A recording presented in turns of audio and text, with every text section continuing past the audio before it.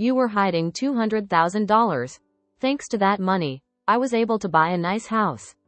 One day, my mother-in-law secretly bought a house without telling me.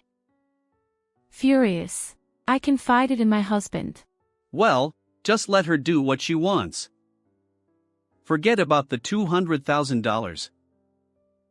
He started taking my mother-in-law's side. I couldn't forgive them for doing this to me. I'd sworn to take revenge on both. My name is Betty.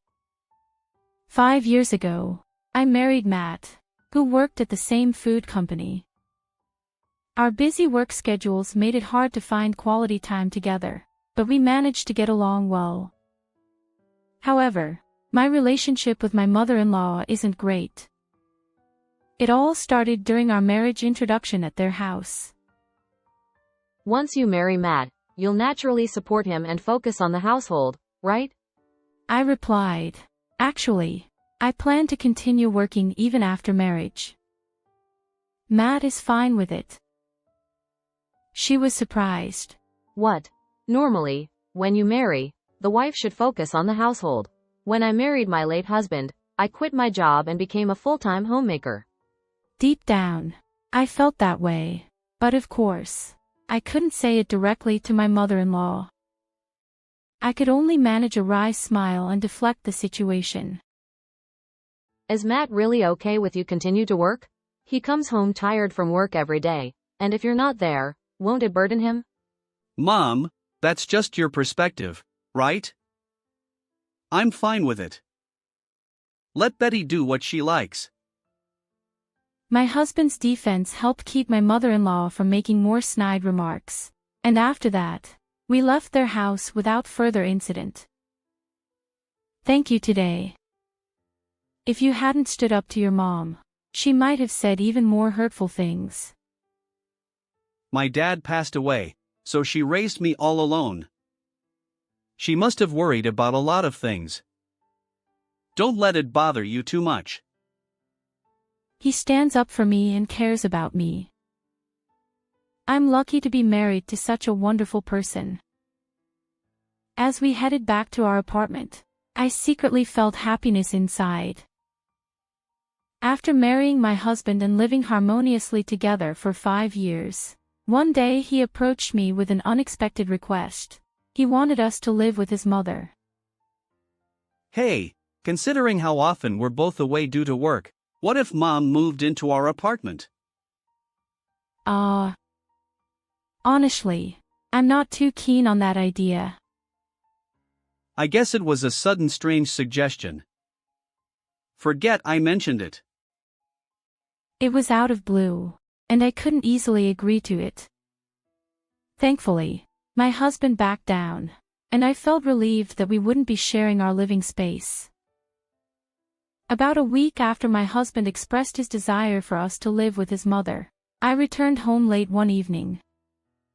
Work had been exhausting, and as I stood at the entrance, contemplating making dinner, I noticed the door was already unlocked.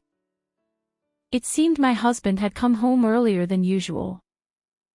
Normally, he'd send a message saying he was on his way, but perhaps he forgot this time. Without much thought, I stepped inside.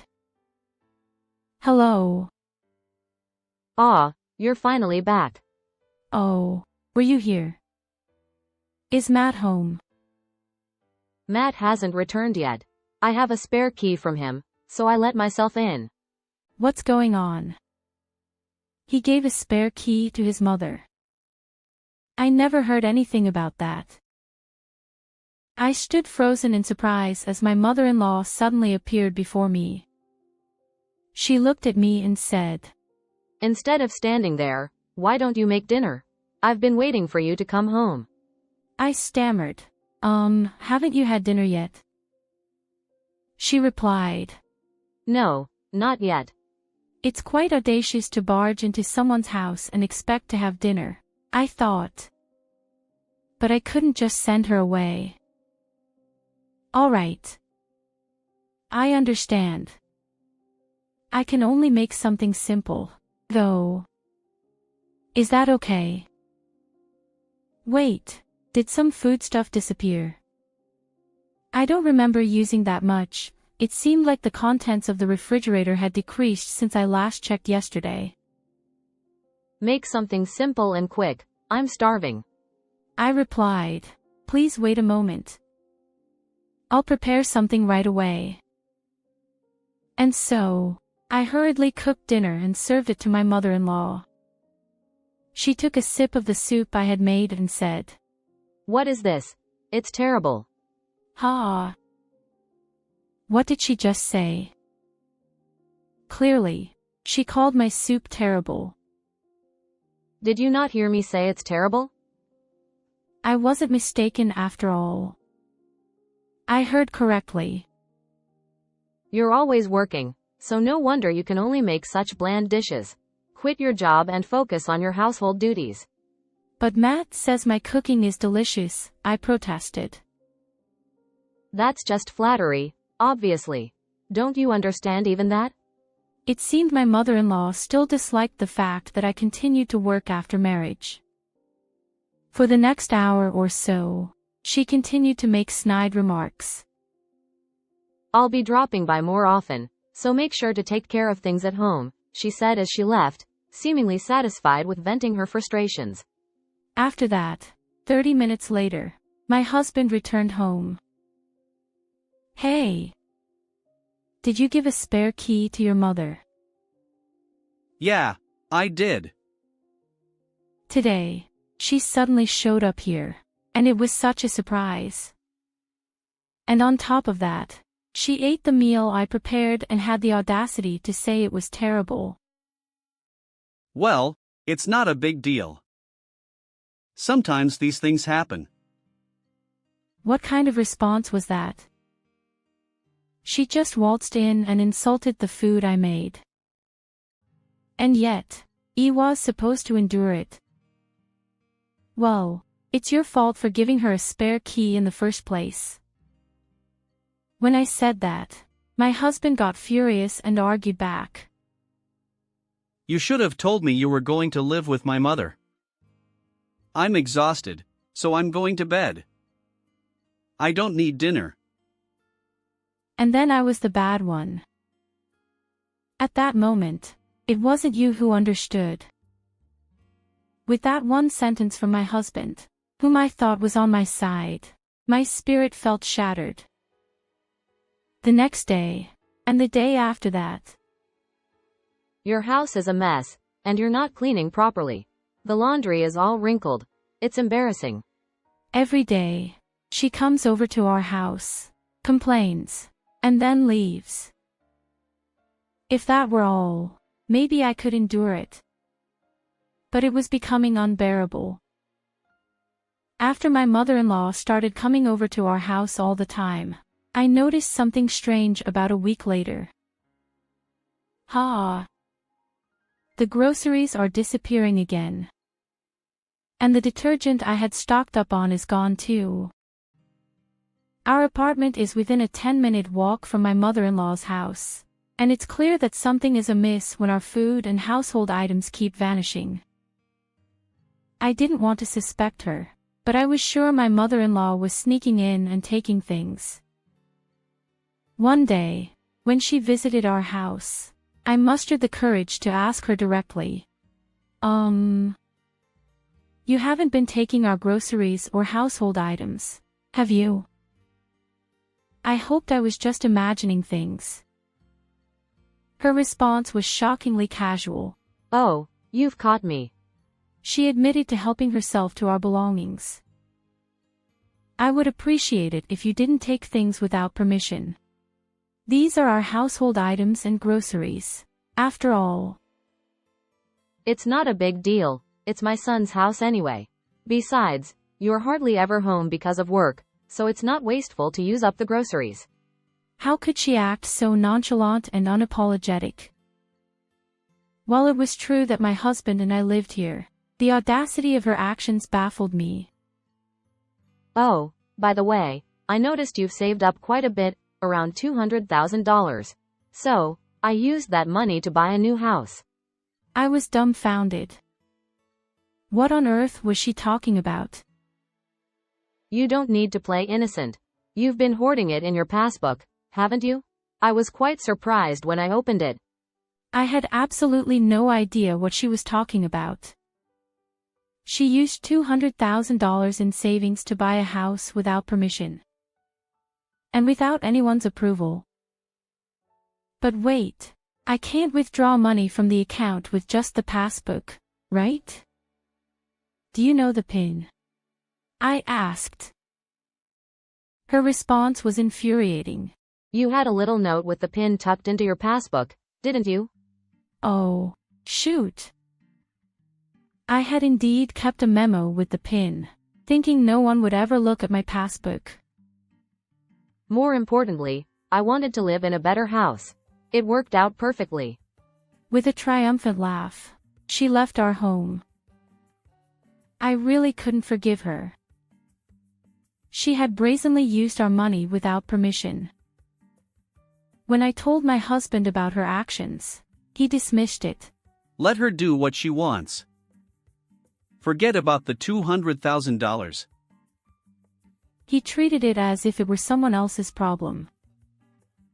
Letting her use such a large sum of money without permission.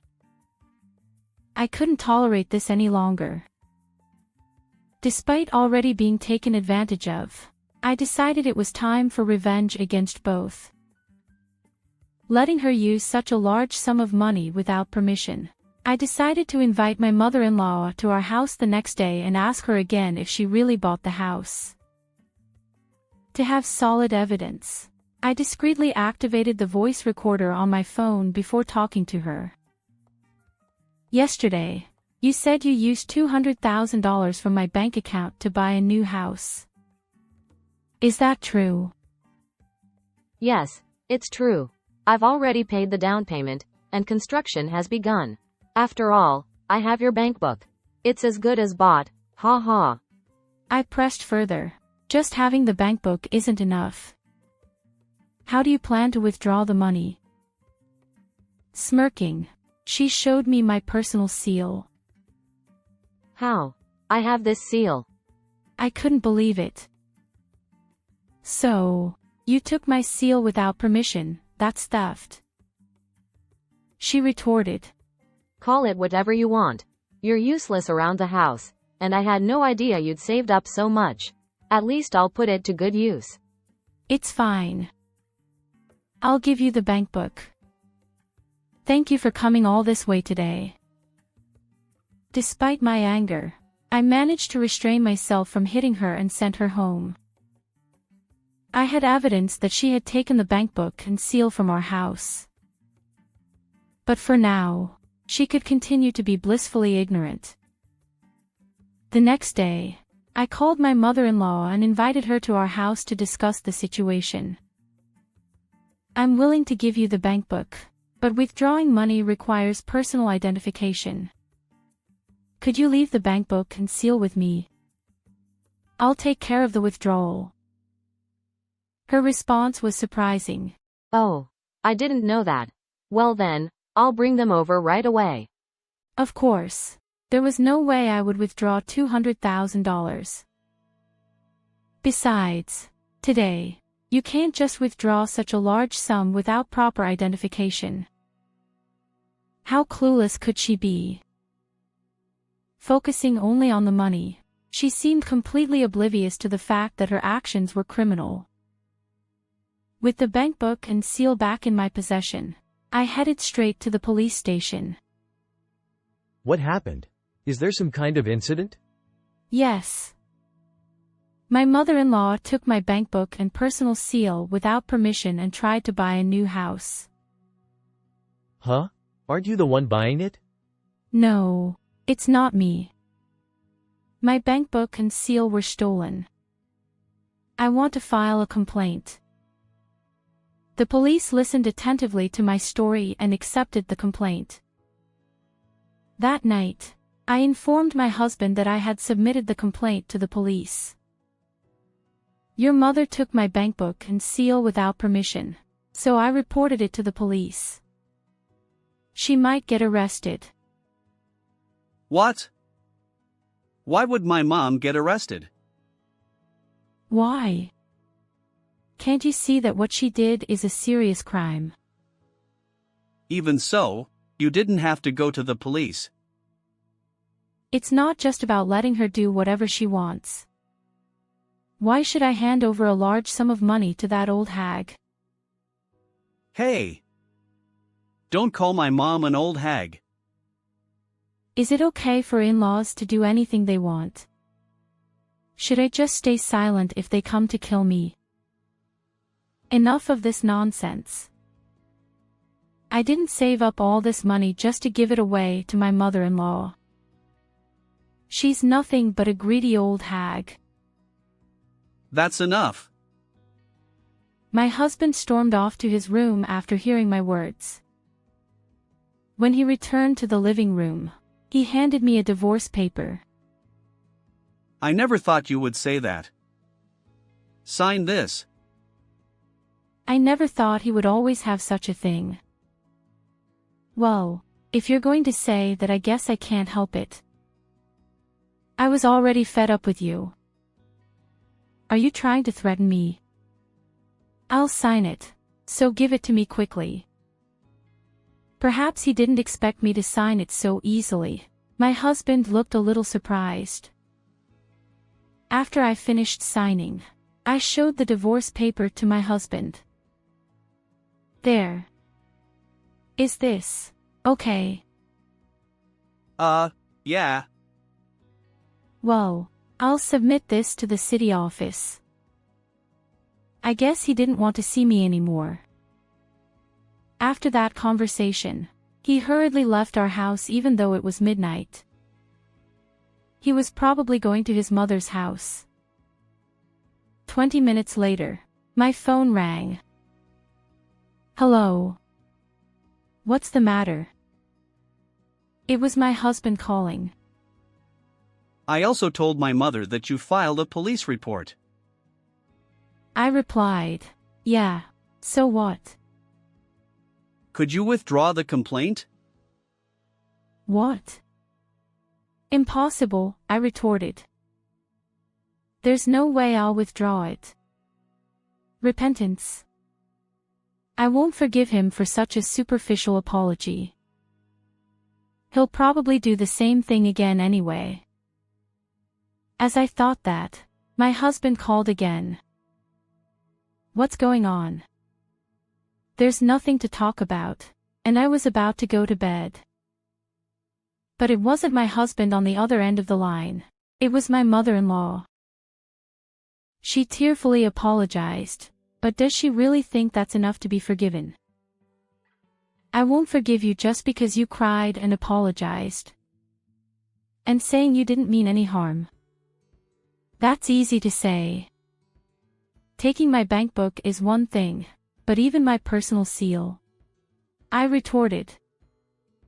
But I wanted a house. I've always lived in apartments until now. Are you seriously trying to use such a trivial reason to take someone else's money? You're a real jerk, I said. Why should I have to give you money for your silly reasons? I couldn't fathom it. Well, why didn't you ask your son? My son doesn't have money. Yes, I know. Even though we both work, I've been managing the household finances, I continued. Then when I saw that there were $200,000 in your bank account, I couldn't help myself. I see. But you understand that this isn't something that can be resolved with a simple apology, right? Reflect on it in prison. That money is what I've worked hard to save even before marrying your son. I can't forgive you just because you had a momentary lapse, I concluded. I tried to hang up the phone after saying that, but my mother-in-law persisted. Wait. I have a favor to ask. You're asking for a favor at a time like this. You've got some nerve. I mentioned that I paid the down payment, didn't I? Yes, you did. What about it?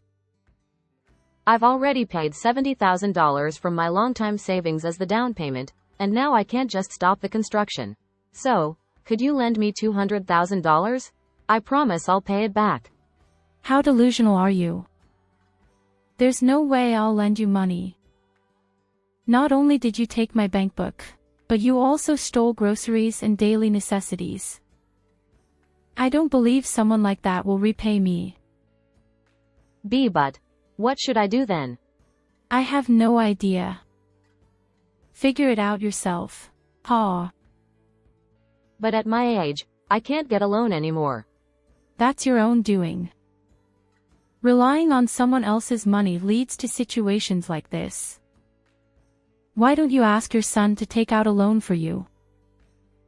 I couldn't help but laugh just imagining my mother-in-law in a flustered state. I'd already said what needed to be said, so maybe I should hang up the phone then. Just as I was thinking that, my husband interrupted and tried to continue the conversation. Hey! Can't you do me a favor? Are you going to abandon my mother? You've also received help from her, haven't you? Even if it's not the full amount, please help her out. Ha! I haven't received any help from her.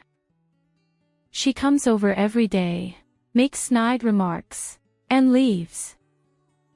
She even has a spare key, but she never helped with household chores. What exactly do you mean by help? After I retorted, he fell silent. He must have said that out of desperation. Perhaps he thought appealing to my emotions would get him some assistance. Then, that's how it is. I won't offer any assistance. Good luck. Wait. I'll figure out a way to take care of my mother, and we won't inconvenience you. Can't we avoid divorce? Well, it's too late now. Your mother is more important to you than I am, right? You never really stood up for me. I'm truly sorry. From now on, I'll also prioritize you, Betty. You don't need to care about me anymore. Tomorrow, I'll be a stranger. You can happily live with your beloved mother. After saying this to my husband, I hung up the phone. Feeling bothered by the thought of another call, I turned off my mobile and went to sleep. It seemed my husband didn't come back that day. They were probably comforting each other. The next morning, I took the day off from work and submitted divorce papers at the city office. From now on, my husband and I are complete strangers. Naturally, I don't care what happens to that mother-in-law. For the 3 days until I moved out of the house, my husband didn't bother having a proper conversation with me. Of course, I didn't initiate any conversations either. For now, I plan to stay at my parents' house after leaving this one. It's an hour's commute from work, but I can still manage. As I was leaving the house where I had lived until now, my husband said just one thing. I apologize for everything up until now. I ignored him and walked away. Before marriage, I loved him so much, but it ended so abruptly. Strangely, I don't feel sad or anything. In fact, being able to distance myself from this messed up family feels refreshing. There's no way I'll forgive them, no matter what they say. It's their fault for always siding with my mother-in-law and ignoring me. When my mother-in-law confessed to stealing my bank book and buying a house, I wish my husband had genuinely gotten angry with her. Both my mother-in-law and ex-husband underestimated me. I won't just be a victim, I'll fight back. Now, they're bracing themselves for a life of hellish loan payments. Let them work themselves to the bone. It's what my mother-in-law wants. They both brought this upon themselves. Serves them right. As I drove toward my parents' house, That's what I thought. A week later, the police called to inform me that they had arrested my mother-in-law on suspicion of theft. Apparently, the fact that we weren't living together was crucial evidence for the arrest. If you had been living with your mother-in-law, we might not have been able to make the arrest. There was a possibility of it falling under the category of familial theft. I see. Thank you for arresting her. I expressed my gratitude to the police and hung up. Hopefully, this will make my mother-in-law reflect on her actions while she's in prison. Just as I was thinking that, my ex-husband called. Hello. My mom got arrested. I already know. The police called me. It's impossible for me to keep paying the mortgage alone when my mom isn't here. So what? Don't tell me you're asking for my help again. Well. Don't ever call me again. I ended the call unilaterally. To ensure he wouldn't bother me further, I blocked his number and messaging app. 1 month later, I heard this story from a colleague. Hey, do you know? It might be impolite to tell you this, but it seems Matt has quit the company. My ex-husband and I both worked at the same company, but I was an office worker, and he worked on site. Since we rarely saw each other, this was news to me. Strangely enough, my mother-in-law's theft arrest also became a rumor within the company, and it seems my ex-husband couldn't stay there anymore. Of course, I didn't go around spreading such information intentionally. As for what happened to my husband afterward, I have no idea, but he's probably struggling with loan repayments right about now. 3 years later, I got married. The person I married had no connection to the company. We met elsewhere. He genuinely cared about me. My in-laws also adore me, and I love them too. Perhaps I can finally grasp true happiness. I sincerely hope that nothing like what happened back then will occur again. How did you find this story? Don't forget to subscribe to the channel. See you in the next video.